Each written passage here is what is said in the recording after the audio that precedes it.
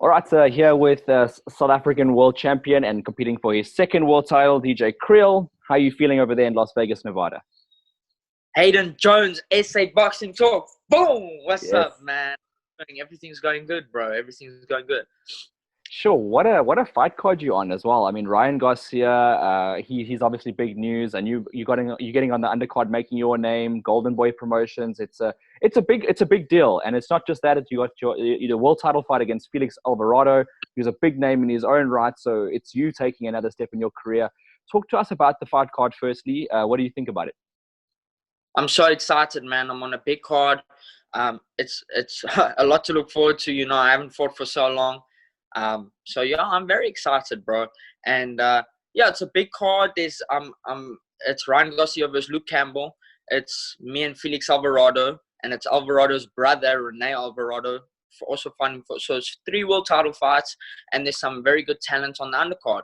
So yeah, it's gonna be very interesting, and it's exciting, man. I'm very excited.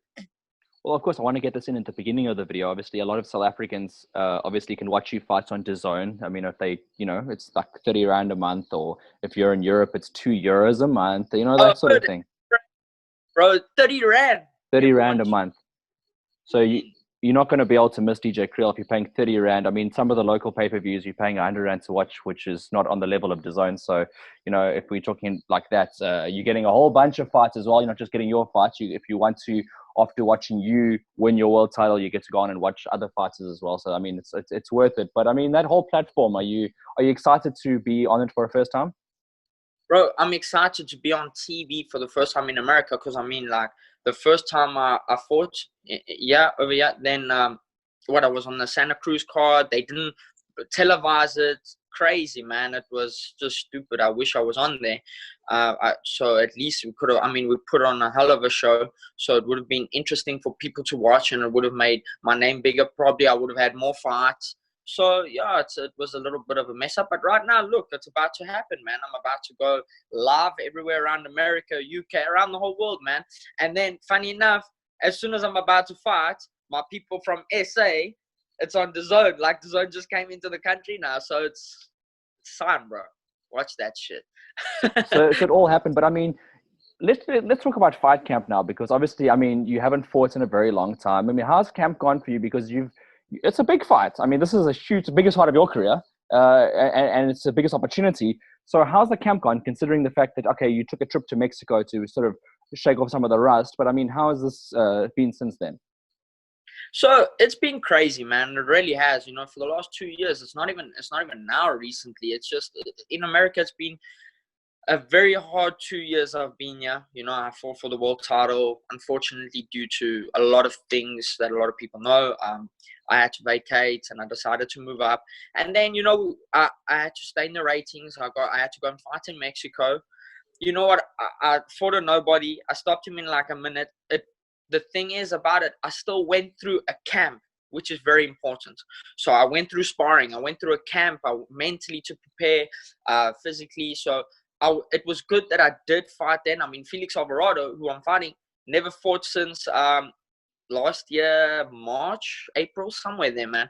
Yeah. And so going through that camp helped a little bit, I guess.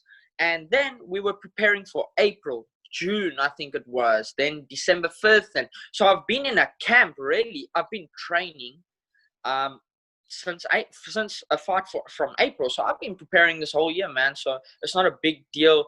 At least I stayed fit. I was always in the gym. I was always sparring. I got good sparring. I was busy with a lot of guys training. So, I mean, I haven't left the gym. I haven't left the gym. I'm even training people in the gym now. So, just boxing all day, every day. Well, So, yeah, camp. I mean, the thing is, it was hard to get sparring in the beginning when we did know we were about to fight. But then it just happened where sparring started coming in. So I'm very grateful, man. These guys started stepping in, because we had sparring from April. We had certain guys that we were going to spar with for Felix Alvarado, and the one went back to the Philippines, one went back to Israel. So it was crazy, man. And then all of a sudden, guys started coming in, and it's a blessing, man. I'm happy that I'm getting good working. One thing I did notice, I watched another interview that you did recently, that you have another man in the corner. It's not just going to be Kenny Adams. You know, you got someone else helping you out. You know, a former boxer himself. Can you talk to us more about the guy that's going to help you out in the corner? Yeah, so I'm actually having two guys in the corner, which Kenny won't be in my corner this fight. Unfortunately, Kenny is dealing with a few health issues and stuff. So he is helping me still in the gym though. He's working with me. And my other corner man, his name is Derek now. Derek Harmon. He's actually my main trainer right now. And I'm going to have Bones Adams in my corner. You guys know Bones. Yeah. He's been with me. So him and Derek, because you're only allowed to have two guys with you. You know, usually for world title fights, it's 4 guys you're allowed to have, your cut man and whatever, but that's changed obviously due to COVID. But you're allowed to have 2 guys, and they give you a cut man at the event. So I'm taking Derek Harmon and Bones Adams. Derek, he was a very terrific fighter, very smart, intelligent. He fought Roy Jones. He fought big names. You go look at his record. He's really fought big guys. And at the time where Roy was in his prime, you're stopping guys and stuff. He stopped Derek in like 10 rounds. The corner of Derek stopped the fight, said something happened. I don't know. But he gave him a good fight. Very intelligent guy. I mean, the way he trains me, he works very intelligent. And, you know, so I've got a good team. I mean, me and Kenny is obviously working with us all the time. So the team is still there. It's just that, yeah, Kenny, unfortunately, due to his health, he won't be able to go with us to Texas.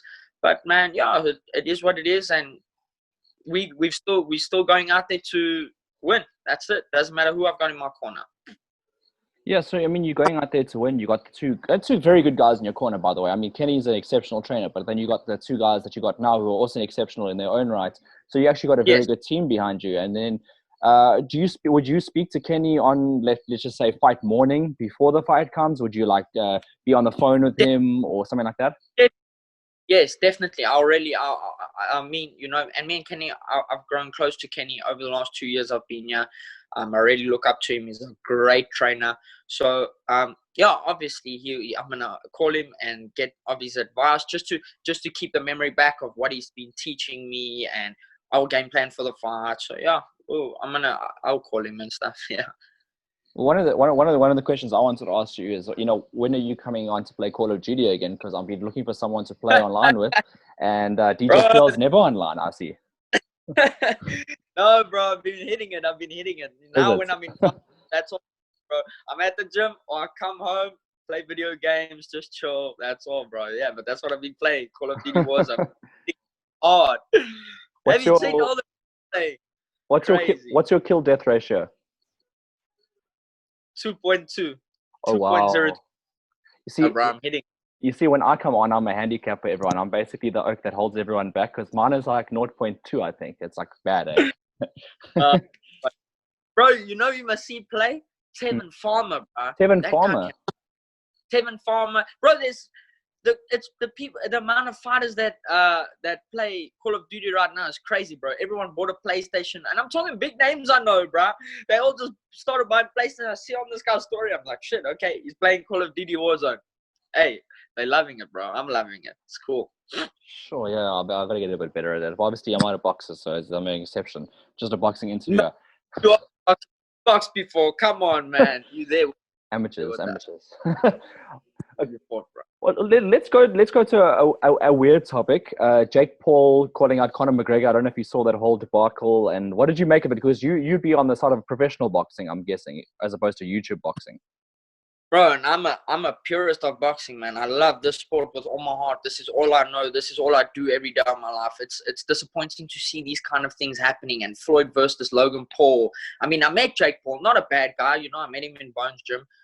Cool guy and stuff. But I mean, to me, it's disrespect. It's a disgrace to the sport of boxing. Okay, it's like a joke. But in the end, I think there's 2 ways you can look at it. It's like I look at it as it's disgraceful. It's not cool.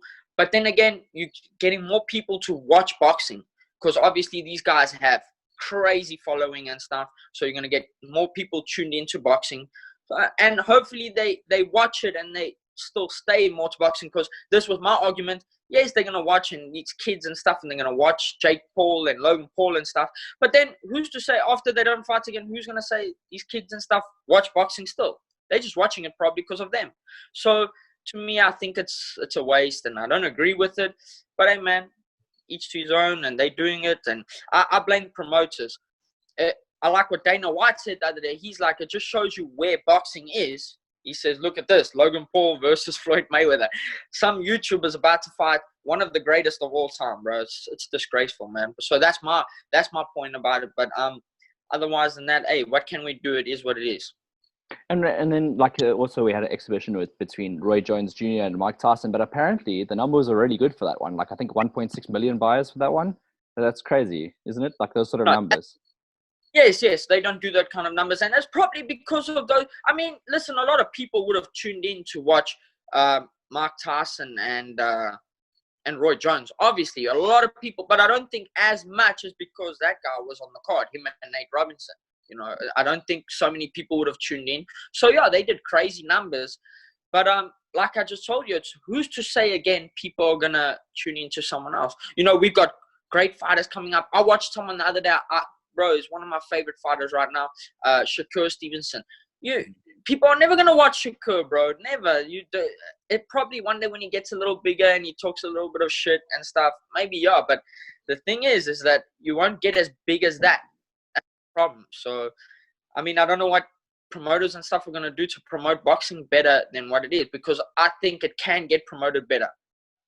Yeah, but I mean, if you think about it, right, it's not really the boxer's responsibility to promote the fights. It's never been that way. It should always be, you know, a fighter can always like advertise himself through like fight posters, you know, when the events get put on. But I mean, 90% of at least the tickets must be sold by the promoter promoting it. Like, you know, like Eddie Hearn does a really good job. And I'm pretty sure Oscar De La Hoya does a good job. And so does a few other top promoters, Bob Arum, you know, those sort of guys. I mean, you know, you saw that whole debacle between Terence Crawford and Bob Arum, and, you know, Bob obviously saying he lost a whole bunch of money. But I mean, he is promoting Terence Crawford at the end of the day because he's putting bums in seats, and you know, obviously it's Corona now, so they couldn't really fill it out. But you know what I'm trying to go. They do a good job, and not many promoters do the job that these top promoters do, and that's why it's good to get aligned. But you're not going to have a crowd in there, are you, for your fights? Yes, we are. That's why we're going to Texas. Yeah, oh. Yeah. That's why we're going to Texas, because I mean, it was first supposed to be in Fantasy Springs. Then they said, you know what, we want a crowd. Then it was going to be in Cancun, Mexico. So it was going to be in Cancun. That would have been cool. But then it changed again. And then finally they came with the final place, and that was Texas, Dallas, Texas, at the American Airlines Center. So yeah, man, it's exciting. Is that 100% capacity? I don't think so. Bro, I don't even know. I haven't looked it up, nothing.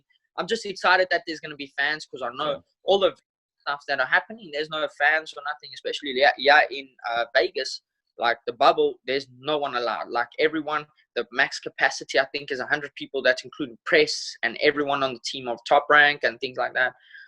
So yeah, we actually, it's cool to have people coming to watch us in Texas and stuff. Do you have like a lot more like media sort of interviews going into this fight, considering sort of it is Alvarado that you're fighting? Crazy, bro. I've been having interviews like crazy over here. It's cool, you know, it's cool to get the publicity and stuff. But you know, most importantly, I need to get my name out there. I want to be known to the boxing community so I can get more fights. I need this publicity, you know, because I need to get more fights, and I need to be busy. Next year, 2021, I want to beat Felix Alvarado come 2nd of January. I am going to beat him. And then after that, bro, I need to get more fights. That's what I want to do. I want to stay busy, and I want to fight the best. And that's why I want to make a statement come 2nd of January. I want to make a statement. And it's like I said before, I want to put an exhibition on. I'm on TV. I want to prove to people that I'm the best, obviously, in the division. And then from there, get more fights next year. So do you feel like this fight's, okay, it's an important fight to win the world title and obviously make a statement, but, you know, also for your brand, you know, winning this fight, do you think on a card like this, do you think it makes a difference being on a card like this and winning a world title as opposed to, like, let's just say, winning on like a small hall show but being the main event of something like this? Does it make a difference? Definitely. Listen, I've got an opportunity of a lifetime, which a lot of guys don't get. I'm blessed, man. I'm grateful to the opportunity I've got now, and I'm taking this opportunity to the max. I'm training hard. You know, being on this card, it's gonna be big publicity. People are gonna see. Obviously, there's gonna be fans in Texas. the whole world's going to be watching. It's going to be good for my brand, like you just asked. It's gonna do good for my brand. It can only be good. I mean, if I was on a small card, there wouldn't have been so many cameras and so much media on it and stuff. Definitely not. But it could have been still me and Felix Alvarado versing each other, but it wouldn't have been as big. So yeah, being on this card is definitely a big opportunity and much better for my brand. You know, you mentioned making a statement as well, because obviously, you know, more important to that is actually winning the belt. But I mean, when you're in the United States, to get opportunities, you have to sort of do something a little bit more special, whether it be just clean out boxing or, you know, knockouts. And I know that in your division, knockouts don't always come. But I mean, you won your world title with a knockout. The first world title you won was from a knockout, a stoppage of Carlos Licona. So that sort of put you on that map. You did decide to vacate and move up to a different weight division as well. So that's sort of not restarting. You got yourself in a good position here. So what sort of a statement would you be looking to make in this one? I would love to stop him. Definitely. You know, he's not rated as the best in the division, but I definitely think he is the best in the division. Fought very tough opponents. You know, not all the way down his resume. I mean, he fought like Ioka and Raviko. Like some of the one or two of those fights I watched where he fought those top level guys, I think he won the one fight. Even one of the fights should have even got stopped. The referee saved, I think Raviko it was. So he's a big name, bro, in this division. Like the Ring magazine say he's the boogeyman of the division. I want the boogeyman to not come near my house, brother. I want to beat his ass. He's not even going to think about coming to lay under my bed or nothing. No boogeyman. I'm the boogeyman, bro. So I want to prove, and stopping him would be crazy, you know. It will make a statement. It will make a big statement, and it will just grow my name. And that's what I'm saying. Because I've got to right now take this opportunity to the fullest and do what I can with it to make the best of it.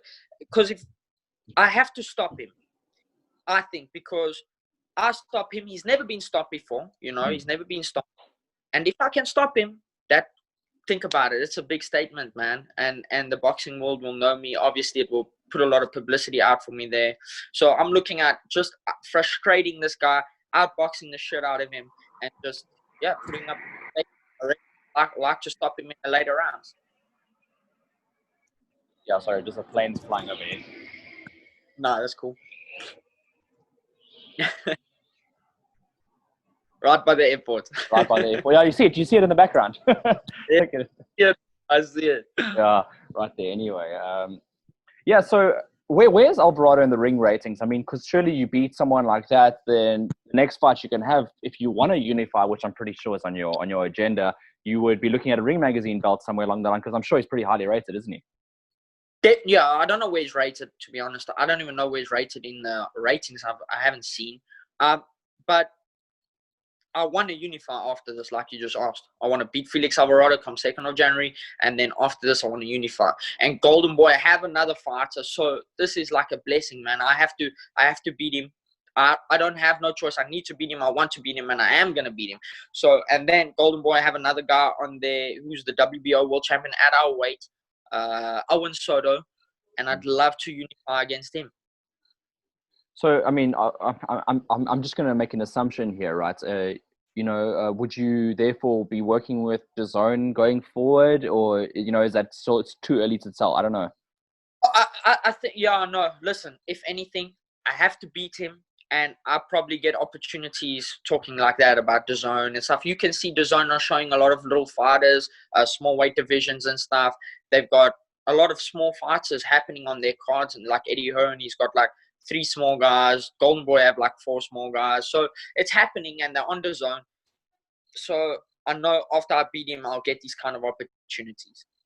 I know we always talk about, like, you know, how difficult it is for smaller fighters to sort of, you know, attract large audiences. But someone like Roman Gonzalez, do you look at him as an inspiration, because he was a smaller guy and he made it so big?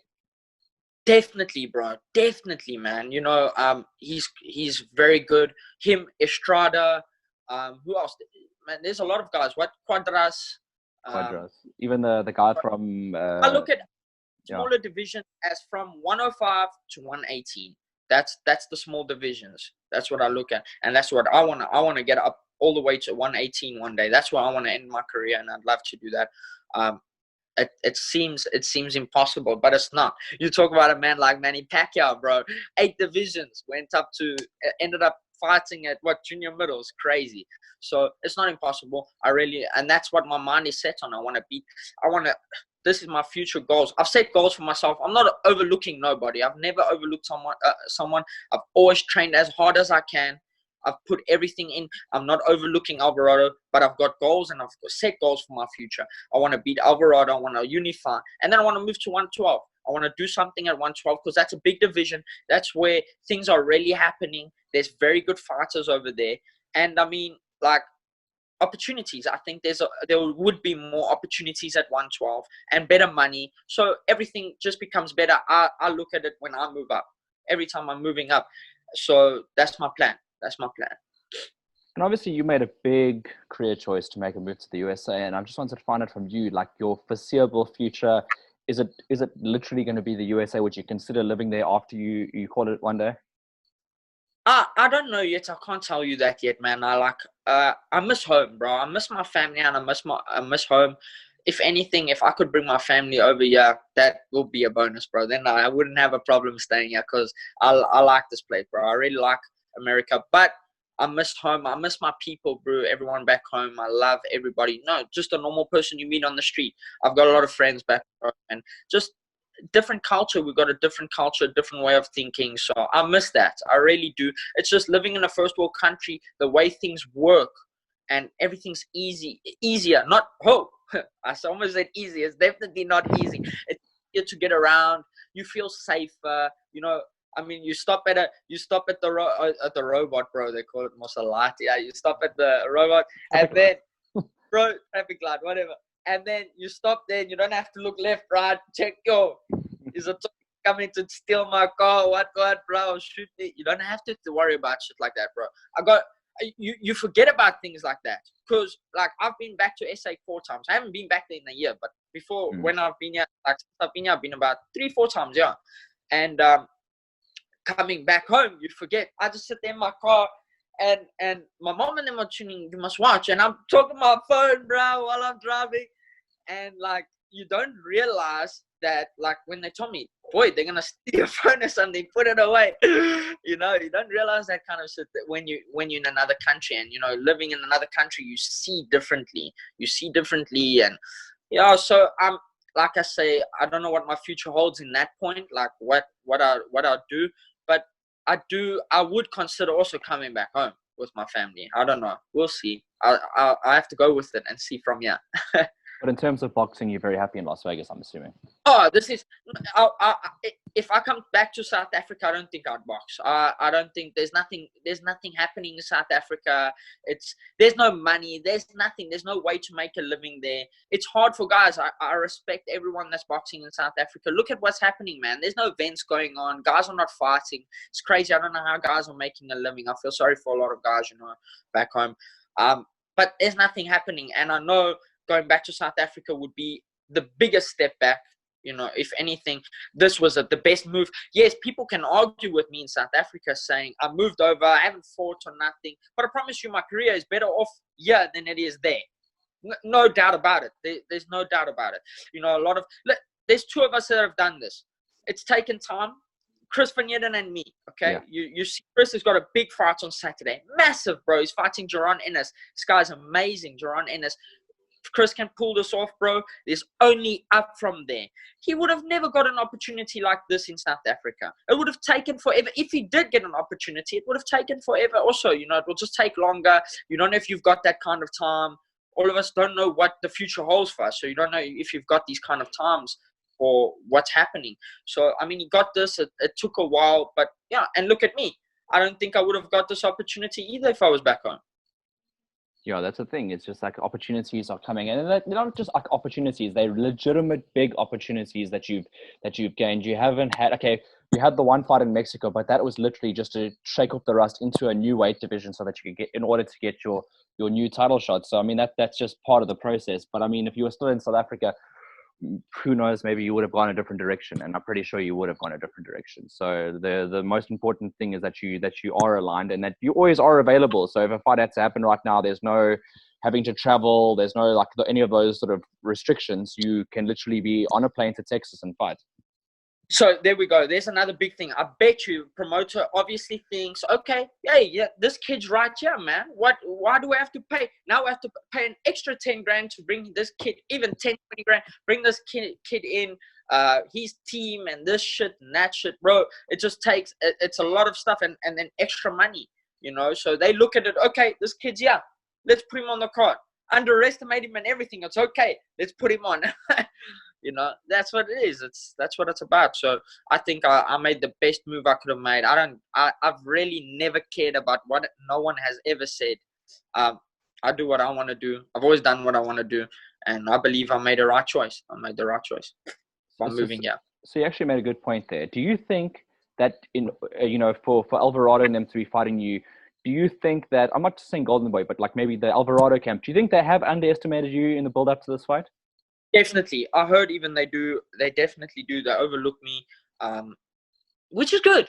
Which is good. I like that. I like that because they don't know who I am. He's never fought no one like me. No, not as skilled. I'm strong, bro. I come from South Africa. I got that South African Mokwe blood, bro. I'm strong like a lion. I'm coming there, and they don't know who I am. They've never fought me. So, if anything, I'm happy that they overlook me because they probably haven't trained as hard. So, I hope he does because we need to put on a show, bro. It's all about putting on a show. We are entertainers. That's what we're about. If we entertain, more fights will come.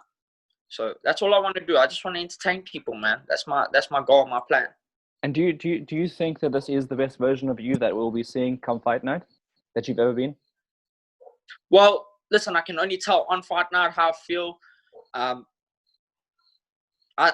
gonna make sure I put on the best I've ever been up until now. I want to put on a show. I'm ready to go, and that's so. Yeah, you're probably gonna see the best of me you've ever seen. Yes. Do you look okay? You got a huge opportunity, right? But I mean, do you look? I mean, I saw the latest IBF rankings, and I see that there's another South African right behind you. Literally you're number 3. He's number 4. Do you look at that, or do you just focus on what you're doing? Who's that? Hecky. So Sive Nonshinga is number 4 behind you in the ratings. Okay, yeah, we spoke about him before. A very good fighter from South Africa. No, I haven't seen him. I haven't looked at him. I think I remember I told you I watched a little highlights or something of him versus Sio. Yeah, that's all I watched. I don't really know him. No. Would you pay attention to that news right now, or would you just say only once we actually sign a contract would you actually put attention to that? Bro, we're on different levels, man. We're on different levels. I don't know what to say. Like, I don't even look at him, bro. I don't even look at him. Don't get me wrong. I'm not being disrespectful or nothing. I've got other goals set for myself, man. I'm not even. If he's done good, which well, like you say, he's in the IBF rating. So yeah. Hey, he's doing. How many fights does he have? I think he's at 9. He's 9-0, I think. Okay, so he's in the IBF ratings. He got there with 9-0. He's right behind me. I told you what my plan is. I'm gonna win. I'm gonna beat Felix Alvarado. I want to unify and I want to move up. Yeah. Hey, maybe we meet up one day. Hopefully we do, because if he's as good, I want to fight the best, bro. Let him have that resume, because now once I beat Felix Alvarado, I'm best in the division. I'm probably, I don't know what rate me or whatever, but then after that, I beat Alvarado Soto. I'm definitely the best. And then from there, I want to move up and I want to fight the best at 112, at flyweight. Yeah. That's my, bro. So, and let's say Steven Onchinga moves up to 112 and all of a sudden miracle, he becomes a world champion, or he does something great, you know, which shows that he is the best. I'll fight him, no problem. I'll actually want to fight him. I don't want to fight him right now. He's nothing. There's nothing for me to fight him. Do you understand what I'm saying? You're talking like in terms of status, financials, the whole package. Everything. Yeah, no disrespect. Of course, he's probably a great fighter. Apparently, he's very good. I've heard from a lot of people. He's very good. So there's no disrespect to it. It's about it needs to mean something. Show me you the best. Meet me at 112. Meet me at 112. We'll go there, bro. So that's a sort of, I mean, you're, as you said, you're on your own journey. You're going, you want to unify. You got your plans. You got bigger things ahead of you. If basically that's what I can say. But like, he will earn, You if know he what I earns the mean? right. Yeah, he has to still, like, because you remember, this will be your second world title. Yeah. This will be my second world title. I'm gonna become a two-time world champion, bro. So how many fights would you like in your career? I mean, how old are you now? Only 25 years old. I'm still a baby, man. So So if you fight another 20, 25 fights, would you be happy? hey, bro, I'd be more than happy. So we'll see what happens, man. You need to see how your career goes. You can never say. You don't know if you get hurt. So, I mean, if anything, I would like to fight the rest of my life, bro. I'll fight till I'm 50, 60 years old. I I don't love doubt boxing. that. This is all I know. All I know. This is all I want to know. This is all I want to do, bro. I just love the sport so much. I want to stay in it forever. I know one day I have got plans that one day when I'm done with boxing, I want to become a boxing trainer. I'm definitely going to do that because this is all I know, and I think I've got the skill sets to become also a good trainer one day or something. So yeah, those are my goals. So do you also plan on keeping the beard for a long period of time? Like, we know when you were back in South Africa, you had to shave your beard on fight nights. Do you keep it now in the ring in the USA? And There's also another reason. So, what's his name? Nanchinga has to now come over to America. I'm not fighting without this shit. I'm not fighting in South Africa. Before I fight in South Africa, they have to change that I'm allowed to wear this beard, bro. Makes me strong. so, so the beard gives you your knockout power that you could knock out guys Hey, like the Conor. that's it, bro. That's it. You know it. Yeah, that's it. That's So, funny. so now leading up to the fight now, how does it look for you? Do you have to, how much weight do you have to cut? Like, what's the plan from here? I'm almost there. I'm stopped. I've slowed it down now because I lost weight, and now I'm how many? So it's like 7 pounds, 8 Oh, pounds. okay, yeah. No, it's not much. So now I've slowed it down because I want to at least have like 3-4 pounds in the last week, and then I'm good. So I'm just slowing it down now. I'm training. I'm still doing a lot of sprints and like a lot of shit, bro. And so I'm just keeping my weight where it needs to be. I don't want to lose too fast. I've lost it gradually. So yeah, I lost. I had a lot of weight to lose, man. I got a little off track because yeah, it got a bit tough here over COVID when my managers, no one was able to pay me and stuff. So I started working. I didn't get the training in. And bro, this man, I can eat, brother. I picked up a lot of weight, bro. So I picked up a lot of weight and I had a lot to lose. So I had to lose it gradually, which I lost the first few pounds very fast, and I had to start now cutting it gradually over the last like 6 weeks, 7 weeks, whatever. But I feel good now, man. I feel good. Well, if it counts for anything, once you get your world title and you come back home to South Africa just to visit on holiday, like how you do, for like whenever you drop Yes. in randomly, you see, Yeah. you have to, what our tradition is. Chocolate mousse, brother. We That's got it. it. I've got you, bro. I've got that on me. Well, you'll be making your US dollars, so yeah, I can vouch for that one. Let's put it that way. But I do look forward to obviously seeing you again because it's always good to see you, in person. But what a pleasure it is that we can connect online like this and obviously have a chat and catch up and obviously give back to the South African fans who want to hear from you via the SA Boxing Talk route. So DJ, again, thanks for coming in and having a chat to us. It's always a pleasure to have you on the show. Of course, bro. Thank you very much. Thank you. SA Boxing Talk. Bam. Thank you to everyone, man. Thank you, Hayden. I appreciate you. SA, tune into DAZN, man. 30 Rand a month. Watch your boy. Watch your boy. And you want to send a message to the South African fans ahead of that fight? Oh, all my fans and stuff. I'm going to put up a good show. I just want to make my country proud. I want to make my fans and definitely my family. I love my family. And I just want to say thank you to all my sponsors. And, I know it's been hard times and stuff, but, they're always on my side, always with me, always looking out for me. So I just want to thank all my sponsors and my managers. Thank you to all of you. I appreciate you.